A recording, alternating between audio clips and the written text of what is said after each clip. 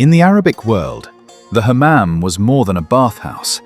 It was a cultural cornerstone, a tradition woven into daily life, and a place where men came to cleanse, refresh, and observe.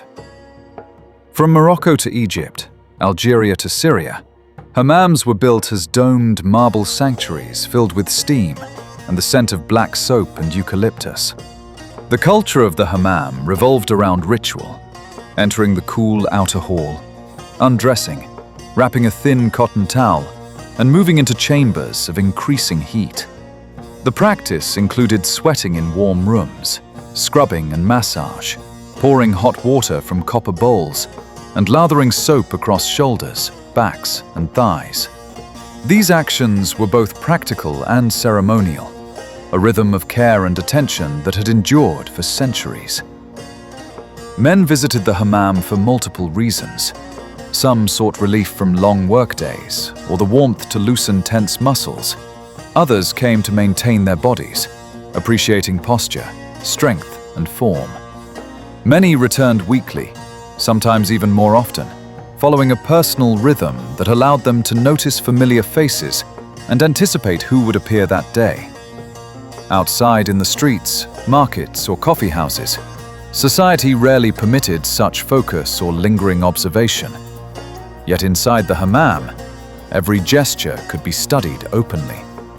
The language of desire in the hammam was subtle but unmistakable. A glance held a moment too long, a shoulder brushed while leaning to rinse, a towel left slightly askew. These were all signs that one man was noticing another. Some men timed their visits to coincide, quietly learning patterns of arrival and movement. The most practiced could read posture, strength, and endurance, understanding who was observant and attentive.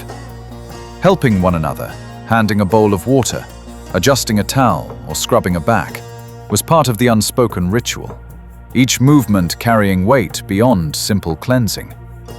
Communication outside the hammam was rare.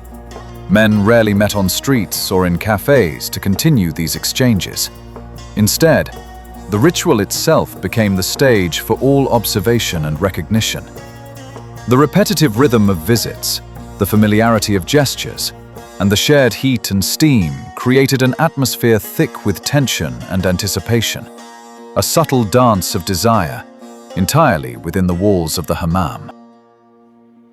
The hammam's popularity in the Arabic world stemmed from both tradition and social function. It was a place to wash, to relax, and to socialize safely. It was also a cultural institution where male culture could flourish under the guise of ritual. Each visit offered a moment to admire form, observe strength, and read small signals: a lifted eyebrow, a deliberate pause, a flex of muscle, as easily as one might read a sentence. The combination of water, stone, steam, and attentive hands created a space where male desire and curiosity could exist without words, overt acts, or violation. The touch of a towel, the movement of a body underwater, the rhythm of massage and soap, all contributed to an atmosphere both charged and restrained. Every visit became an opportunity to see, to study, to admire the unspoken language of presence, strength, and elegance.